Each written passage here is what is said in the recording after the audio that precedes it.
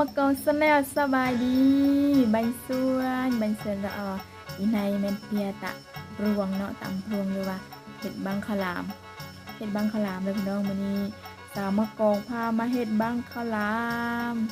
ข้าวใหม่เนาะตอนนี้กำลังนึ่งข้าวแล้วก็ซอยมันเดี๋ยวเฮาไปเห็ดนำเดี๋ยวเลยเนาะไปเลยเนาะ